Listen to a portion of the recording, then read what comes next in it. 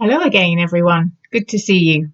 I've had loads and loads of comments of how much clearer it was using my husband's new laptop for these reflections. So I'm going to keep going with the laptop. But I have tried to position myself further away from the camera because I don't think the camera is as good.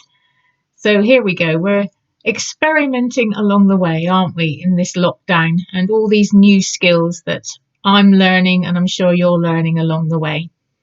So I wonder how you're doing today. How are you feeling? Wonder what's going on in your life as we continue trying to get to grips with what the new restrictions mean for us.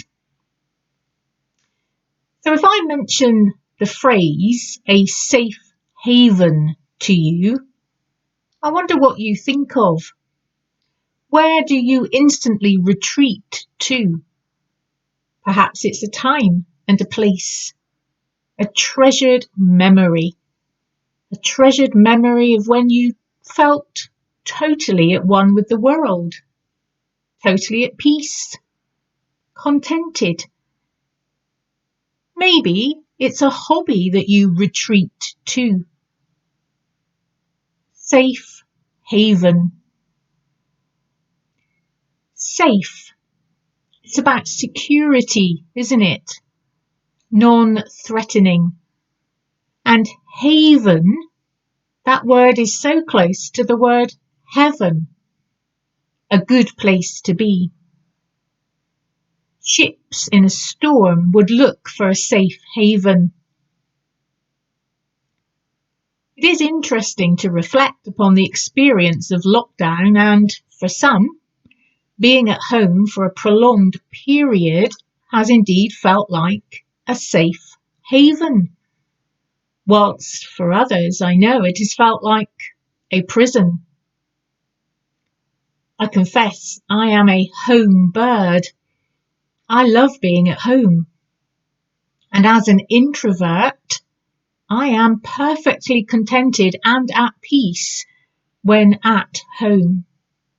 I like nothing more than being able to tend the garden, play a little sax, read the newspaper, read a good book, do a crossword, watch a little telly, do my daily exercise programme, do a little cooking, etc. Now, some would think me dead boring, but there is a deep contentment and fulfilment alongside my husband in these normal, everyday things.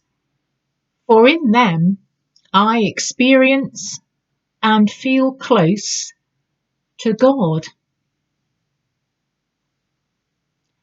Our daughter Becky, having been stuck here with her mum and dad for 4 whole months, would not agree. Her safe haven, I suspect, is to be where her husband is. For whilst Saudi Arabia may not be everyone's first choice as a safe haven, it is where her heart lies, not for the destination, but for the love and companionship of her husband. For now, she waits. And waiting is hard.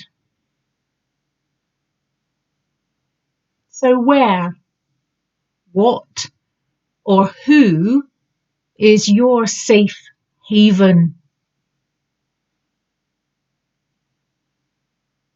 I wonder, what is it that pops into your mind when you think of your safe haven? So with those thoughts in mind, let us turn then to the set gospel passage for Sunday the 5th of July. I'm going to read from Matthew in the New Testament, chapter 11, verses 16 to 19, and then verses 25 to 30.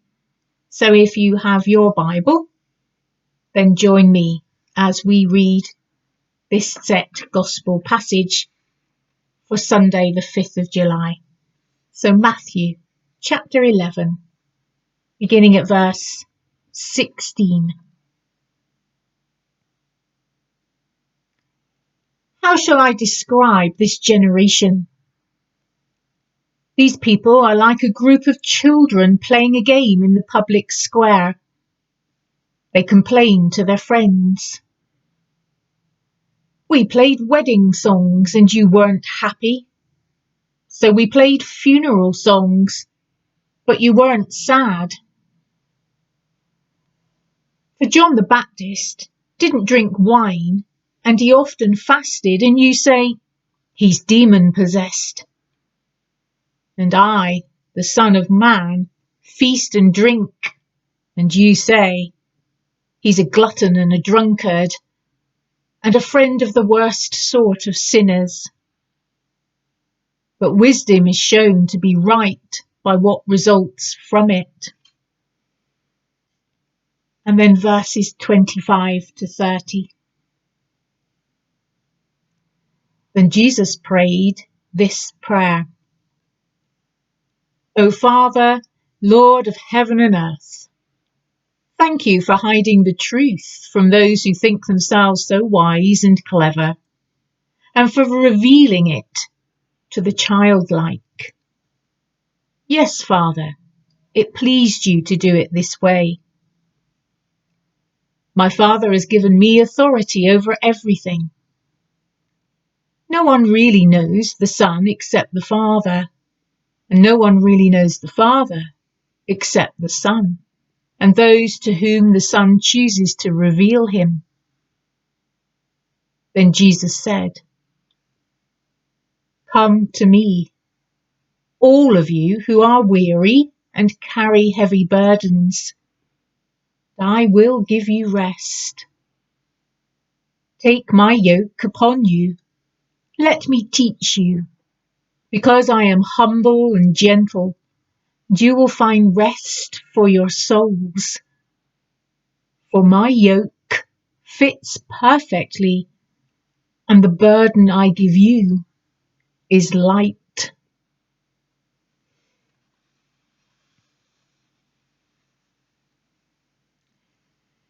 So in reality, in this passage, we have jumped in halfway through a speech that Jesus is making to the gathered crowd. And if we are not careful, we will lose the thread. So let's put it in context for ourselves first. John the Baptist, the older cousin of Jesus by 6 months, the weird and the wild guy, whose job was to get people ready to receive the ministry of Jesus. That John, he was in prison. And he was in prison because he publicly rebuked the leader, King Herod, who had married his sister-in-law. Whilst in prison, John had a lot of time to think. And he begins to have some doubts about whether Jesus really was the Messiah. We can understand this, can't we? It's his cousin, his younger cousin, and suddenly with all the time to think in prison and with all that has happened, doubts creep in. And so John the Baptist sends some of his followers, for John too had disciples. So he sends these followers to Jesus to ask him, are you really the Messiah? Or should we keep looking for someone else? Jesus reassures John's disciples, and he sends them back to reassure his cousin. And after they've gone, Jesus turns and he addresses the gathered crowd, and he reminds them that they had already recognized John as a prophet, and that they were right to do so. However, continues Jesus, although John played an incredibly special role in history, a role that prepared the way for the coming of the Messiah, this did not make him special in the kingdom of God. For everyone in God's kingdom is valued. Everyone who chooses to be a part of God's kingdom is special. So listen and understand, says Jesus to the crowd. And finally, we are here now in our bit of this Bible text. The trouble with this generation, says Jesus. Oh, that really sounds familiar, doesn't it? The trouble with this generation. Imagine the gathered people. Imagine them all gathered ready to hear all or anything that Jesus has to say. And then being on the receiving end of these words. The trouble with this generation. For in these verses 16 to 19, Jesus is describing those who do not believe. He compares them to children moaning about not being able to do whatever they want. Whatever game was being played, it was not what they wanted. Whatever is offered, it is never right. There is no satisfying his hearers, says Jesus. John the Baptist and Jesus, although they were cousins and they only had 6 months difference in age between them, they were very different people. They lived very different lifestyles. Both came with God's message, but both were rejected by many through prejudice. Many did call John the Baptist crazy and a killjoy, and many did call Jesus a drunkard and a glutton. Criticism and labelling is a human art form that over the generations we have perfected. Why, I wonder, do we find it so easy to find fault? It is usually in those that we object to that we find fault, isn't it?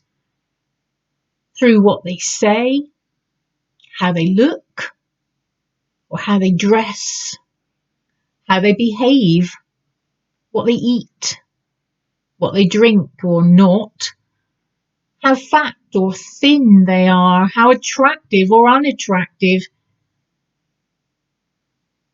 It's in all those things that we seem to find fault.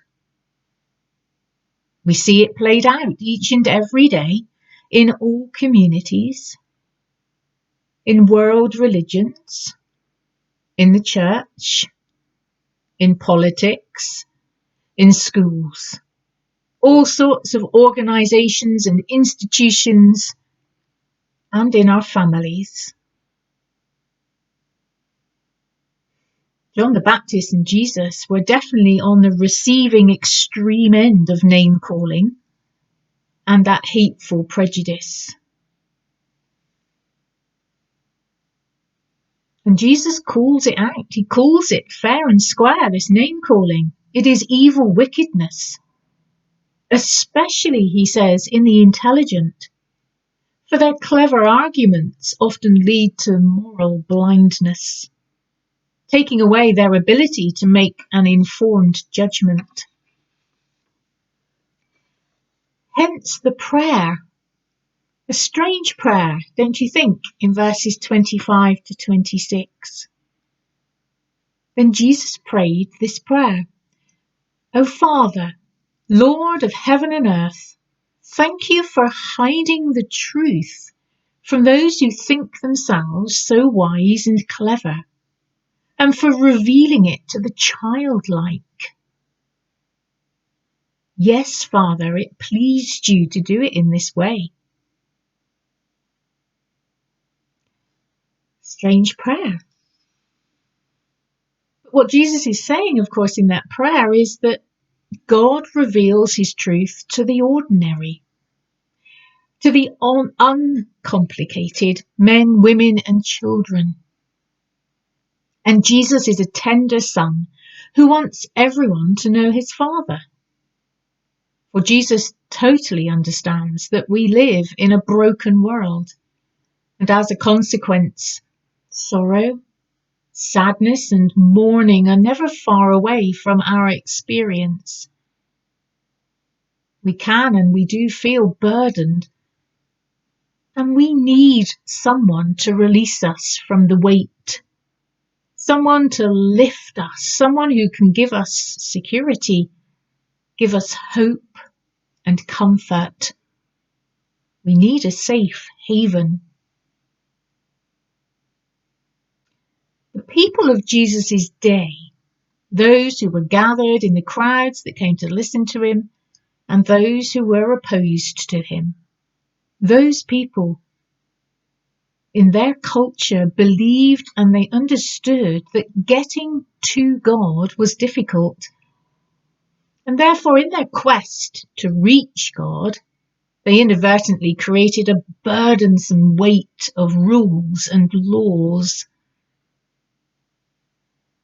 For many people today, world religions, including Christianity, can, in their quest for order and divine ritual, prove quite burdensome, running the risk of obscuring God rather than revealing God.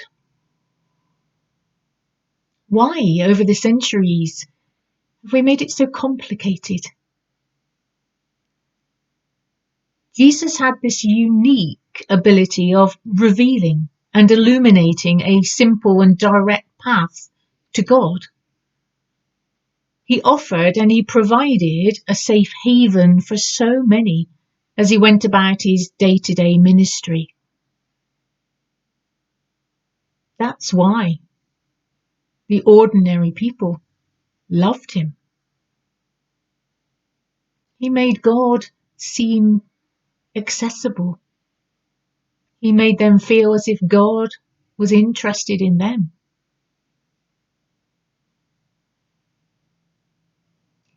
Come to me. Come to me. They're very simple words, aren't they?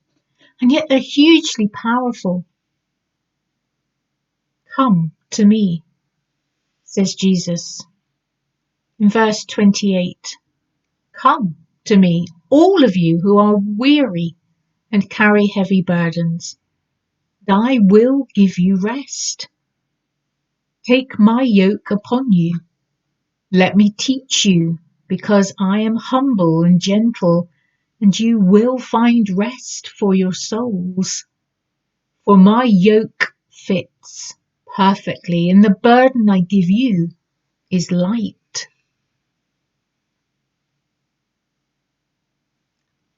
Come to me. Such simple words, and yet hugely powerful. You don't have to jump through a myriad of hoops. You don't have to believe 6 impossible things before breakfast. Simply come to me, says Jesus. I guess if some put less energy into clever arguments against faith and religion, and were prepared to use that energy to explore the possibility that God not only exists, but is all around us, then we might be kinder to each other and we might be more at peace. Christians believe that in Jesus we see God. And not only that we see God, that we can be sure of God's love and we can be at peace in our minds and therefore discover a safe haven. A safe haven does not change how burdensome the world often is. But what it does do is it gives us the strength and the peace of mind to carry those burdens, as indeed does a well-fitted yoke on an ox. ensuring that the yoke is easy on the beast and thus the weight feels lighter. So what is your safe haven? I wonder. Thank you for joining me again and sharing with me in this reflection and exploration of this passage. I hope the rest of your day is a good one and that you do find that peace and tranquility. So stay safe, and I will see you soon.